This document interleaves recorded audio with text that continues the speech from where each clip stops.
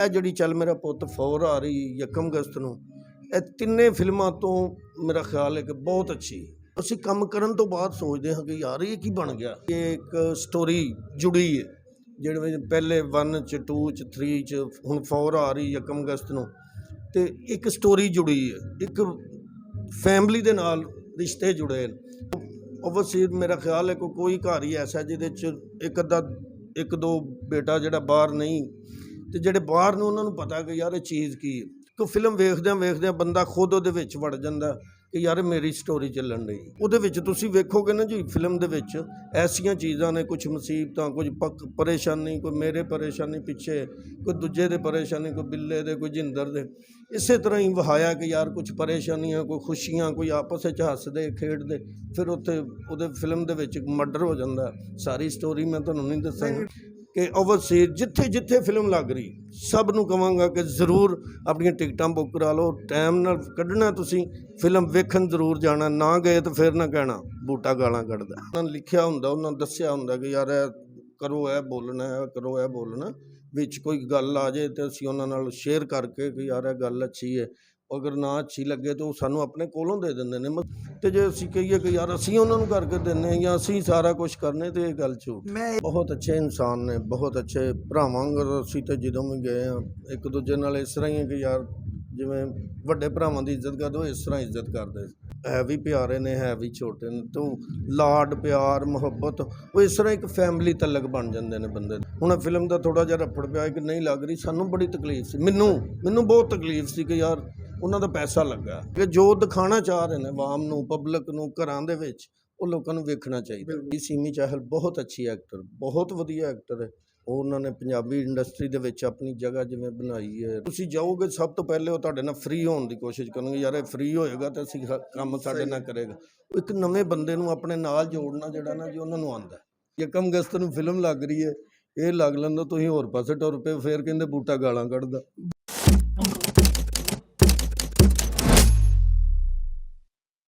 अस्सलाम वालेकुम नाजरीन, मैं हूं मोहम्मद कुर्बान और आप देख रहे हैं इनर पाकिस्तान। नाजरीन, इस वक्त हमारे साथ मौजूद है पाकिस्तान शोबिज़ इंडस्ट्री का एक खूबसूरत, एक बड़ा नाम, जिनको अगर हम फिल्म इंडस्ट्री के हवाले से बुलाएं तो बूटा, और ड्रामा इंडस्ट्री के, थिएटर इंडस्ट्री के हवाले से मुखातिब करें तो अकरम उदास साहब हमारे साथ मौजूद हैं।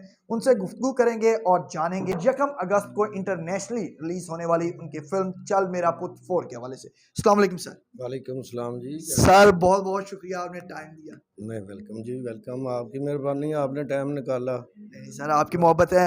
फिल्म चल मेरा पुत यकम अगस्त को रिलीज हो रही है और इंटरनेशनली दुनिया के 40 मुख्तलिफ ममालिक में इस फिल्म को बैक वक्त रिलीज किया जा रहा है। कितनी एक्साइटमेंट है अकरम उदास को, कितना ज़्यादा प्रेशर है। पहले 3 जो एपिसोड्स इस फिल्म की आई, इस सीरीज़ की आई, तीनों ने एक से बढ़कर एक बॉक्स ऑफिस पर बिजनेस किया। देखो जी, ये फिल्म है पंजाबी, तो गल भी हुण पंजाबी च ही होएगी। मैं माजरत नहीं कोई गल नहीं, तुसी लगे रहो, अपनी मर्जी है, तुहाडा अपना काम है, साडा हुण अपना काम। फिल्म एक ऐसी चीज़ है भाजी, एक स्टोरी जुड़ी है ਜਿਹੜੇ ਪਹਿਲੇ 1 'ਚ 2 'ਚ 3 'ਚ ਹੁਣ ਫੌਰ ਆ ਰਹੀ ਯਕਮ ਅਗਸਤ ਨੂੰ, ਤੇ ਇੱਕ ਸਟੋਰੀ ਜੁੜੀ ਹੈ, ਇੱਕ ਫੈਮਿਲੀ ਦੇ ਨਾਲ ਰਿਸ਼ਤੇ ਜੁੜੇ ਨੇ। ਉਹ ਜਿਹੜਾ ਦੇਖਦਾ ਨਾ ਜੀ, ਉਹ ਓਵਰਸੀਜ਼ ਮੇਰਾ ਖਿਆਲ ਹੈ ਕੋਈ ਘਰ ਹੀ ਐਸਾ ਜਿਹਦੇ 'ਚ ਇੱਕ ਦੋ ਬੇਟਾ ਜਿਹੜਾ ਬਾਹਰ ਨਹੀਂ, ਤੇ ਜਿਹੜੇ ਬਾਹਰ ਨੂੰ ਉਹਨਾਂ ਨੂੰ ਪਤਾ ਕਿ ਯਾਰ ਇਹ ਚੀਜ਼ ਕੀ ਹੈ। ਸਾਡੀ ਫਿਲਮ ਪਹਿਲੀ ਵੀ ਆਈ ਸੀ ਚੱਲ ਮੇਰਾ ਪੁੱਤ, ਉਹ ਵੀ ਇਸੇ ਚੀਜ਼ ਸੀ ਕਿ ਫਿਲਮ ਵੇਖਦਿਆਂ ਬੰਦਾ ਖੁਦ ਉਹਦੇ ਵਿੱਚ ਵੜ ਜਾਂਦਾ ਕਿ ਯਾਰ ਮੇਰੀ ਸਟੋਰੀ ਚੱਲਣ ਡਈ। ਤੇ ਜਦੋਂ ਤੁਸੀਂ ਫੈਮਿਲੀ ਦੇ ਨਾਲ ਜੁੜ ਜਾਂਦੇ ਹੋ ਨਾ ਜੀ, ਉਹ ਫਿਰ ਚੀਜ਼ ਲੈ ਕੇ ਅੱਗੇ ਨੂੰ ਟੁਰਦੀ। ਤੇ ਇਹ ਚੀਜ਼ ਨੂੰ ਮੱਦੇਨਜ਼ਰ ਰੱਖਦੇ ਹਾਂ, ਇੱਕ ਤੋਂ ਇੱਕ ਵੱਧ ਕਰਦੇ ਹਾਂ, ਅੱਛਾ ਕਰਦੇ ਹਾਂ। ਇਹ ਜਿਹੜੀ ਚੱਲ ਮੇਰਾ ਪੁੱਤ ਫੌਰ ਆ ਰਹੀ ਯਕਮ ਅਗਸਤ ਨੂੰ, ਇਹ ਤਿੰਨੇ ਫਿਲਮਾਂ ਤੋਂ ਮੇਰਾ ਖਿਆਲ ਹੈ ਕਿ ਬਹੁਤ ਅੱਛੀ। ਲੇਕਿਨ ਵੇਖਣ ਵਾਲੇ ਦੱਸਣਗੇ ਸਾਡੇ ਹਿਸਾਬ ਨਾਲ ਜਿਹੜਾ ਅਸੀਂ ਤਾਂ ਕੀਤਾ ਹੈ ਨਾ, ਕੰਮ ਕੀਤਾ ਜੀ। ਅਸੀਂ ਕੰਮ ਕਰਨ ਤੋਂ ਬਾਅਦ ਸੋਚਦੇ ਹਾਂ ਕਿ ਯਾਰ ਇਹ ਕੀ ਬਣ ਗਿਆ। ਅਸਾਂ ਕਿ ਉਹ ਲਿਖੀ ਬਹੁਤ ਅੱਛੀ। ਅਕਰਮ ਭਾਈ 59 ਸੈਕਿੰਡ ਦਾ ਇਹਦਾ ਟ੍ਰੇਲਰ ਰਿਲੀਜ਼ ਹੋਇਆ ਕੱਲ, ਚੱਲ ਮੇਰਾ ਪੁੱਤ 4 ਦਾ 3 ਮਿੰਟ ਦਾ ਭਾਜੀ, ਪਹਿਲੇ 59 ਸੈਕਿੰਡ ਦਾ ਹੋਇਆ ਸਰ। ਉਹਦੇ ਵਿੱਚ ਉਹਨਾਂ ਨੇ AI ਟੈਕਨੋਲੋਜੀ ਦਾ ਵੀ ਜ਼ਿਕਰ ਕੀਤਾ, ਜਿਹੜੇ ਲੋਕਾਂ ਨੂੰ ਵੀਜ਼ਿਆਂ ਦਾ ਇਸ਼ੂ ਆ ਰਿਹਾ ਹੈ ਉਹਨੂੰ ਵੀ ਹਾਈਲਾਈਟ ਕੀਤਾ, ਜਿਹੜੇ ਲੋਕ ਬਾਹਰ ਜਾ ਕੇ ਮਿਹਨਤ ਮਜ਼ਦੂਰੀ ਕਰਦੇ ਨੇ ਔਰ ਬਾਜ਼ ਵਕਤ ਮਜ਼ਦੂਰੀ ਨਹੀਂ ਮਿਲਦੀ, ਮੁਸ਼ਕਲਾਤ ਹੁੰਦੀਆਂ, ਉਹਦਾ ਵੀ ਜ਼ਿਕਰ ਕੀਤਾ। ਇੰਨੀਆਂ ਚੀਜ਼ਾਂ ਨੂੰ 2 ਘੰਟੇ ਦੀ ਫਿਲਮ 'ਚ ਕਿਸ ਤਰ੍ਹਾਂ ਕਵਰ ਕੀਤਾ ਉਹ ਦੇਖੋ ਨਾ ਜੀ, 2 ਘੰਟੇ ਦੇ ਵਿੱਚ ਇੱਕ ਬੱਚਾ ਹੁੰਦਾ, ਉਹ ਬੱਚਾ ਜਵਾਨ ਹੁੰਦਾ, ਉਹ ਜਵਾਨ ਹੋ ਕੇ ਬੁਢਾਪੇ 'ਚ ਵੀ ਚਲਾ ਜਾਂਦਾ, ਉਹ ਬੰਦਾ ਫਿਰ ਉਹ ਜ਼ੇਨ ਨਾਲ ਤੁਰ ਪੈਂਦਾ ਨਾ ਨਾਲ ਨਾਲ। ਉਹ ਬੰਦੇ ਨੂੰ ਇਹ ਹੁੰਦਾ ਕਿ ਯਾਰ ਇੰਨੇ ਸਾਲ ਲੰਘ ਗਏ, ਇੰਨੇ ਸਾਲ, ਲੇਕਿਨ ਹੁੰਦੇ ਉਹ 2 ਘੰਟੇ ਨਹੀਂ। ਉਹ 2 ਘੰਟੇ ਦੇ ਵਿੱਚ ਹੀ ਬੰਦਾ ਜਦੋਂ ਸੈਲਮੇ ਦੇ ਅੰਦਰ ਬੈਠ ਜਾਂਦਾ ਨਾ ਜੀ, ਤੇ ਉਹ ਕਿਉਂ ਬੰਦ ਹੁੰਦਾ? ਉਹ ਬੰਦ ਹੁੰਦਾ, ਬੰਦਾ ਫਿਰ ਉਧਰ ਖੁੱਭ ਜਾਂਦਾ, ਉਹਦੇ ਵਿੱਚ ਖੁੱਭ ਜਾਂਦਾ। ਉਹ ਮਿਊਜ਼ਿਕ, ਉਹ ਹਰ ਚੀਜ਼, ਉਹ ਇਮੋਸ਼ਨਲ ਖੇਡਣਾ, ਉਹ ਬੰਦੇ ਦੀ ਜ਼ਿੰਦਗੀ ਨਾਲ ਖੇਲਣਾ, ਉਹ ਬੰਦੇ ਨੂੰ ਆਪਣੇ ਵੱਲ ਲਿਆਉਣਾ, ਇਹ ਹੀ ਚੀਜ਼ ਹੁੰਦੀ ਹੈ। ਹੁਣ ਟੈਕਨੋਲੋਜੀ ਬਹੁਤ ਜ਼ਿਆਦਾ ਆ ਗਈ ਹੈ, ਤੁਸੀਂ ਉਹਦੇ ਵਿੱਚ ਤੁਸੀਂ ਵੇਖੋਗੇ ਨਾ ਜੀ, ਫਿਲਮ ਦੇ ਵਿੱਚ ਐਸੀਆਂ ਚੀਜ਼ਾਂ ਨੇ, ਕੁਝ ਮੁਸੀਬਤਾਂ, ਕੁਝ ਪਰੇਸ਼ਾਨੀ, ਕੋਈ ਮੇਰੇ ਪਰੇਸ਼ਾਨੀ ਪਿੱਛੇ, ਕੋਈ ਦੂਜੇ ਦੇ ਪਰੇਸ਼ਾਨੀ, ਕੋਈ ਬਿੱਲੇ ਦੇ, ਕੋਈ ਜਿੰਦਰ ਦੇ, ਇਸੇ ਤਰ੍ਹਾਂ ਹੀ ਵਹਾਇਆ ਕਿ ਯਾਰ ਕੁਝ ਪਰੇਸ਼ਾਨੀਆਂ, ਕੋਈ ਖੁਸ਼ੀਆਂ, ਕੋਈ ਆਪਸ ਵਿੱਚ ਹੱਸਦੇ ਖੇਡਦੇ, ਫਿਰ ਉੱਥੇ ਉਹਦੇ ਫਿਲਮ ਦੇ ਵਿੱਚ ਮਰਡਰ ਹੋ ਜਾਂਦਾ। ਸਾਰੀ ਸਟੋਰੀ ਮੈਂ ਤੁਹਾਨੂੰ ਨਹੀਂ ਦੱਸਾਂਗਾ, ਉਹਦੇ ਵਿੱਚ ਵੀ ਫਿਰ ਉਹ ਥੋੜ੍ਹਾ ਜਿਹਾ, ਤੁਸੀਂ ਜਿਹੜਾ ਟ੍ਰੇਲਰ ਵੇਖਿਆ ਉਹਦੇ ਵਿੱਚ ਤੁਹਾਨੂੰ ਪਤਾ ਚੱਲੇ ਹੀ ਹੋਣਾ ਕਿ ਉਹ ਵੀ ਫਿਰ ਕਦੀ ਕਿਸੇ 'ਤੇ ਪੈ ਜਾਂਦਾ, ਕਦੀ ਕਿਸੇ 'ਤੇ। ਅਤੇ ਬਾਕੀ ਫਿਲਮ ਜਦੋਂ ਤੁਸੀਂ ਸੈਲਮੇ ਦੇ ਵਿੱਚ, ਤੁਹਾਨੂੰ ਮੈਂ ਸਭ ਨੂੰ ਕਹਾਂਗਾ ਕਿ ਓਵਰਸੀਜ਼ ਜਿੱਥੇ ਜਿੱਥੇ ਫਿਲਮ ਲੱਗ ਰਹੀ, ਸਭ ਨੂੰ ਕਹਾਂਗਾ ਕਿ ਜ਼ਰੂਰ ਆਪਣੀਆਂ ਟਿਕਟਾਂ ਬੁੱਕ ਕਰਾ ਲਓ, ਟਾਈਮ ਨਾਲ ਕੱਢਣਾ, ਤੁਸੀਂ ਫਿਲਮ ਵੇਖਣ ਜ਼ਰੂਰ ਜਾਣਾ, ਨਾ ਗਏ ਤਾਂ ਫਿਰ ਨਾ ਕਹਿਣਾ ਬੂਟਾ ਗਾਲਾਂ ਕੱਢਦਾ। ਨਾਸਰ ਚਨਿਓਟੀ ਸਾਹਿਬ ਦਾ ਔਰ ਤੁਹਾਡਾ ਆਪਸ ਦੇ ਵਿੱਚ ਜੁਗਤਾਂ ਦਾ ਬੜਾ ਤਬਾਦਲਾ ਹੁੰਦਾ ਹੈ ਟ੍ਰੇਲਰ ਦੇ ਵਿੱਚ, ਉਹ ਵੀ ਇੱਕ ਬੜੀ ਖੂਬਸੂਰਤ ਚੀਜ਼ ਹੈ। ਔਰ ਫਿਲਮ ਬੀਨ ਜਦੋਂ ਟ੍ਰੇਲਰ ਦੇਖਦੇ ਨੇ, ਉਹਨਾਂ ਦੇ ਚਿਹਰਿਆਂ ਦੇ ਉੱਤੇ ਮੁਸਕਰਾਹਟਾਂ ਨਾਲ ਫੁੱਲ ਝੜੀਆਂ ਬਿਖਰ ਜਾਂਦੀਆਂ ਨੇ। ਇਹ ਕਿਸ ਤਰ੍ਹਾਂ ਸੋਚਦੇ ਜੇ ਕਿ ਫਿਲਮ ਦੀ ਜੁਗਤਾਂ ਦਾ ਉੱਥੇ ਇੱਕ ਦੂਸਰੇ 'ਤੇ ਇਸਤੇਮਾਲ ਕੀਤਾ ਜਾਂਦਾ? ਥੋੜ੍ਹੀ ਜਿਹੀ ਡਾਇਰੈਕਟਰ ਔਰ ਰਾਈਟਰ ਵੱਲੋਂ ਅਕਰਮ ਉਦਾਸ ਨੂੰ, ਬੂਟੇ ਨੂੰ ਔਰ ਨਾਸਰ ਚਨਿਓਟੀ ਸਾਹਿਬ ਨੂੰ ਛੂਟ ਦਿੱਤੀ ਜਾਂਦੀ? ਨਹੀਂ, ਉਹਨਾਂ ਦੀ ਰਜ਼ਾਮੰਦਗੀ ਨਾਲ ਹੀ ਉਹਨਾਂ ਨੇ ਲਿਖਿਆ ਹੁੰਦਾ, ਉਹਨਾਂ ਨੇ ਦੱਸਿਆ ਹੁੰਦਾ ਕਿ ਯਾਰ ਇਹ ਕਰੋ, ਇਹ ਬੋਲਣਾ, ਇਹ ਕਰੋ, ਇਹ ਬੋਲਣਾ।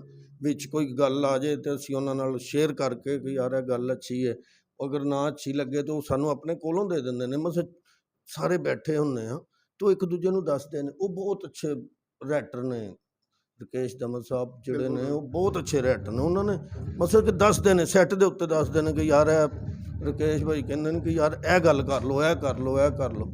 ਤੇ ਜੇ ਅਸੀਂ ਕਹੀਏ ਕਿ ਯਾਰ ਅਸੀਂ ਉਹਨਾਂ ਨੂੰ ਕਰਕੇ ਦਿੰਦੇ ਜਾਂ ਅਸੀਂ ਸਾਰਾ ਕੁਝ ਕਰਨੇ, ਤੇ ਇਹ ਗੱਲ ਝੂਠ। ਮੈਂ ਇਸ ਗੱਲ ਵੱਲੇ ਵੀ ਆਵਾਂਗਾ, ਜਿੰਦਰ ਨਾਲ ਤੁਹਾਡਾ ਪਿਆਰ ਮੁਹੱਬਤ ਕੈਸਾ ਹੈ ਉਹ ਵੀ ਜ਼ਰਾ ਦੱਸੋ। ਨਾਜ਼ਰੀਨ, ਜਿੰਦਰ ਅਮਰਿੰਦਰ ਗਿੱਲ ਸਾਹਿਬ ਦਾ ਅਸੀਂ ਜ਼ਿਕਰ ਕਰ ਰਹੇ ਹਾਂ, ਬੜਾ ਹੀ ਖੂਬਸੂਰਤ ਔਰ ਮੇਰਾ ਪਸੰਦੀਦਾ ਫਨਕਾਰ ਨੇ ਅਮਰਿੰਦਰ ਗਿੱਲ ਸਾਹਿਬ। ਜਿੰਨੀ ਖੂਬਸੂਰਤ ਉਹਨਾਂ ਨੇ ਅਦਾਕਾਰੀ ਕੀਤੀ ਹੈ ਫਿਲਮ ਦੇ ਵਿੱਚ, ਔਰ ਇਹਦੇ ਤੋਂ ਪਹਿਲੇ ਜਿਹੜੀ ਕੀਤੀ, ਲੇਕਿਨ ਅਕਰਮ ਉਦਾਸ ਸਾਹਿਬ ਕਿਉਂਕਿ ਉਹਨਾਂ ਦੇ ਨਾਲ ਵਕਤ ਗੁਜ਼ਾਰ ਕੇ ਆਏ ਨੇ, ਤੇ ਇਹਨਾਂ ਦੇ ਮੂੰਹ ਜਦੋਂ ਸੁਣਾਂਗੇ ਤੇ ਉਹ ਜ਼ਿਆਦਾ ਸੋਹਣਾ ਲੱਗੇਗਾ। ਬਹੁਤ ਅੱਛੇ ਇਨਸਾਨ ਨੇ, ਬਹੁਤ ਅੱਛੇ ਭਰਾਵਾਂ ਵਾਂਗ। ਅਸੀਂ ਤਾਂ ਜਦੋਂ ਵੀ ਗਏ ਹਾਂ ਇੱਕ ਦੂਜੇ ਨਾਲ ਇਸ ਤਰ੍ਹਾਂ ਹੀ ਹੈ ਕਿ ਯਾਰ ਜਿਵੇਂ ਵੱਡੇ ਭਰਾਵਾਂ ਦੀ ਇੱਜ਼ਤ ਕਰਦੇ, ਉਹ ਇਸ ਤਰ੍ਹਾਂ ਇੱਜ਼ਤ ਕਰਦੇ। ਮਤਲਬ ਕਿ ਉਹ ਹੈ ਵੀ ਪਿਆਰੇ ਨੇ, ਹੈ ਵੀ ਛੋਟੇ ਨੇ, ਤੋਂ ਲਾਡ ਪਿਆਰ ਮੁਹੱਬਤ, ਉਹ ਇਸ ਤਰ੍ਹਾਂ ਇੱਕ ਫੈਮਿਲੀ ਤਲਕ ਬਣ ਜਾਂਦੇ ਨੇ ਬੰਦੇ ਦੇ। ਜਿਵੇਂ ਇਸ ਤਰ੍ਹਾਂ ਇੱਕ ਦੂਜੇ ਦੇ ਮੁਹੱਬਤ ਪਿਆਰ ਖਿੱਚ ਹੁੰਦੀ। ਹੁਣ ਫਿਲਮ ਦਾ ਥੋੜ੍ਹਾ ਜਿਹਾ ਰੱਫੜ ਪਿਆ ਕਿ ਨਹੀਂ ਲੱਗ ਰਹੀ, ਸਾਨੂੰ ਬੜੀ ਤਕਲੀਫ ਸੀ, ਮੈਨੂੰ ਬਹੁਤ ਤਕਲੀਫ ਸੀ ਕਿ ਯਾਰ ਉਹਨਾਂ ਦਾ ਪੈਸਾ ਲੱਗਾ, ਬਿਲਕੁਲ ਇਨਵੈਸਟਮੈਂਟ ਉਹਨਾਂ ਨੇ ਖੇਡਿਆ ਯਾਰ, ਉਹਨਾਂ ਨੇ ਜੋ ਦਿਖਾਉਣਾ ਚਾਹਿਆ, ਪੈਸਾ ਤਾਂ ਚਲੋ ਇੱਕ ਸਾਈਡ 'ਤੇ ਰਹਿ ਗਿਆ, ਜੋ ਦਿਖਾਉਣਾ ਚਾਹ ਰਹੇ ਨੇ ਆਵਾਮ ਨੂੰ, ਪਬਲਿਕ ਨੂੰ, ਘਰਾਂ ਦੇ ਵਿੱਚ, ਉਹ ਲੋਕਾਂ ਨੂੰ ਵੇਖਣਾ ਚਾਹੀਦਾ। ਠੀਕ ਹੈ ਨਾ ਜੀ। ਉਹਦੇ ਵਿੱਚ ਅਸੀਂ ਕਹੀਏ ਕਿ ਯਾਰ ਅਸੀਂ ਸਾਰਾ ਕੁਝ ਨਹੀਂ, ਇਹ ਉਹ ਮੀਡੀਆ ਵੱਡਾ ਹੈ, ਉਹਨਾਂ ਦਾ ਕੰਮ ਵੱਡਾ ਹੈ, ਉਹ ਕੰਮ ਬਹੁਤ ਅੱਛਾ ਕਰਦੇ ਨੇ, ਉਹਨਾਂ ਦਾ ਪਲੇਟਫਾਰਮ ਬਹੁਤ ਵੱਡਾ। ਸਿਮੀ ਚਹਿਲ ਨਾਲ ਕੰਮ ਕਰਕੇ ਕੈਸਾ ਲੱਗਿਆ, ਉਹਨਾਂ ਦੇ ਬਾਰੇ ਵੀ ਥੋੜ੍ਹਾ ਜਿਹਾ ਦੱਸੋ। ਉਹਨਾਂ ਦੇ ਵੀ ਪੰਜਾਬੀ ਫਿਲਮ ਇੰਡਸਟਰੀ ਦੇ ਵਿੱਚ ਬੜਾ ਕੰਟਰੀਬਿਊਸ਼ਨ ਹੈ। ਹਾਂਜੀ, ਸਿਮੀ ਚਹਿਲ ਬਹੁਤ ਅੱਛੀ ਐਕਟਰ, ਬਹੁਤ ਵਧੀਆ ਐਕਟਰ ਹੈ।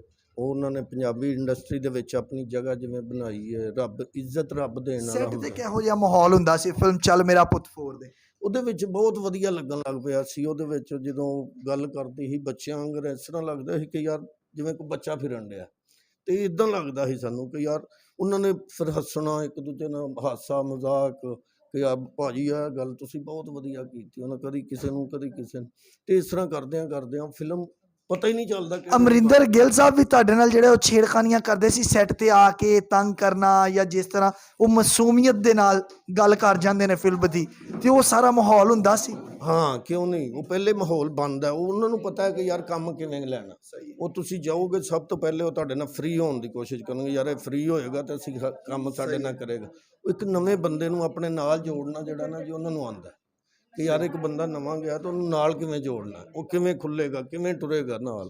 ਉਸ ਤਰ੍ਹਾਂ ਤੋਰਦੇ ਨੇ ਫਿਰ। ਅਕਰਮ ਉਦਾਸ ਸਾਹਿਬ ਨੂੰ ਇਸ ਗੱਲ ਦਾ ਵੀ ਅਫਸੋਸ ਔਰ ਦੁੱਖ ਤੇ ਯਕੀਨਨ ਹੋਏਗਾ ਕਿ ਉਹਨਾਂ ਦੀ ਪੂਰੀ ਦੁਨੀਆ 'ਚ ਫਿਲਮ ਰਿਲੀਜ਼ ਹੋ ਰਹੀ ਲੇਕਿਨ ਭਾਰਤ 'ਚ ਨਹੀਂ ਹੋ ਰਹੀ। ਪਹਿਲੇ ਸਰਦਾਰ ਜੀ 3 ਨਹੀਂ ਹੋਈ, ਹੁਣ ਇਹ ਵੀ ਨਹੀਂ ਹੋਈ, ਤੇ ਇਹ ਦੂਰੀਆਂ ਖਤਮ ਹੋਣੀਆਂ ਚਾਹੀਦੀਆਂ ਨੇ ਕਿਉਂਕਿ ਫਨਕਾਰ ਔਰ ਸਪੋਰਟਸਮੈਨ ਹੀ ਹੁੰਦੇ ਨੇ ਜਿਹੜੇ ਮੁਹੱਬਤਾਂ ਦਾ ਪੈਗਾਮ ਦੇ ਸਕਦੇ। ਇਨਸ਼ਾਅੱਲਾ ਹੋਣਗੀਆਂ ਖਤਮ ਜੀ। ਤਕਲੀਫ ਤੇ ਹੈ, ਠੀਕ ਹੈ ਨਾ ਜੀ, ਤਕਲੀਫ ਤੇ ਸਾਨੂੰ ਉਹਨਾਂ ਦੀ ਵੀ ਹੈ ਜਿਹੜੇ ਉਹਨਾਂ ਦਿਨਾਂ ਦੇ ਵਿੱਚ ਜੰਗ ਦੇ ਦੌਰਾਨ ਜਿਹੜੇ ਗਏ, ਪਹਿਲਗਾਮ 'ਚ ਜਿਹੜਾ ਹੋਇਆ ਹਾਦਸਾ, ਉਹ ਜਾਨਾਂ ਗਈਆਂ, ਉਹਨਾਂ ਦੀ ਬੜੀ ਤਕਲੀਫ। ਫਿਰ ਉਸ ਤੋਂ ਬਾਅਦ ਜਦੋਂ ਜੰਗ ਲੱਗੀ, ਕੁਛ ਇੱਧਰੋਂ ਕੁਛ ਉੱਧਰੋਂ, ਜਿਹੜੇ ਬਾਰਡਰਾਂ ਤੇ ਖੜੇ ਸਾਡੇ ਭਰਾ, ਉਹਨਾਂ ਦੀ ਬੜੀ ਤਕਲੀਫ ਸੀ। ਇੱਕ ਇਨਸਾਨ ਦਾ ਕਤਲ ਕੋਈ ਇਨਸਾਨ ਉਹ ਨਹੀਂ ਹੋਣਾ ਚਾਹੀਦਾ। ਬਾਕੀ ਇਹ ਜਿਹੜਾ ਫਿਲਮ, ਮੀਡੀਆ, ਕ੍ਰਿਕਟ ਗਰਾਊਂਡ, ਇਹ ਚੀਜ਼ ਨੂੰ ਨਹੀਂ ਛੇੜਨਾ ਚਾਹੀਦਾ। ਜਿਹੜੇ ਅਸੀਂ ਦਾਅਵੇ ਕਰਨੇ ਆ ਕਿ ਫਿਲਮਾਂ ਅਸੀਂ ਲਿਖ ਕੇ ਦੇ ਰਹੇ ਹਾਂ, ਪ੍ਰੋਡਕਸ਼ਨ ਸਾਡੀ ਦੇ ਵਿੱਚ ਪੈਸੇ ਲੱਗੇ ਨੇ, ਪ੍ਰੋਜੈਕਟ ਉਹਨਾਂ ਦੇ ਨੇ ਔਰ ਅਸੀਂ ਇਕੱਠੀਆਂ ਫਿਲਮਾਂ ਬਣਾ ਰਹੇ ਹਾਂ ਆਪਣਾ ਪੈਸਾ ਲਾ ਕੇ, ਇਹਨਾਂ ਗੱਲਾਂ 'ਚ ਕਿੰਨੀਆਂ ਕੁ ਸੱਚਾਈ ਹੈ, ਸਦਾਕਤ ਹੈ ਔਰ ਕਿੰਨੀਆਂ ਚਹਿਮ ਗੋਈਆਂ ਨੇ ਸਿਰਫ ਵੱਡੀਆਂ ਵੱਡੀਆਂ ਗੱਪਾਂ ਹੀ। 1 ਅਗਸਤ ਨੂੰ ਫਿਲਮ ਲੱਗ ਰਹੀ ਹੈ, ਇਹ ਲੱਗ ਲੈਂਦਾ ਤੁਸੀਂ ਹੋਰ ਪਾਸੇ ਟੁਰ ਪਏ, ਫਿਰ ਕਹਿੰਦੇ ਬੂਟਾ ਗਾਲਾਂ ਕੱਢਦਾ। बहुत शुक्रिया जी नाजरीन, आपने अकरम उदास साहब की खूबसूरत गुफ्तगू सुनी जिसमें उन्होंने फिल्म चल मेरा पुत 4 के हवाले से बताया कि 1 अगस्त को ये फिल्म दुनिया के 40 ममालिक में रिलीज़ हो रही है और आप आएँ, अपनी एडवांस बुकिंग कराएँ और इस फिल्म को देखें। उम्मीद है हमारा आज का ये इंटरव्यू आपको पसंद आया होगा। मुझे मोहम्मद कुर्बान को इसी के साथ दीजिए इजाज़त। अल्लाह ने के पास।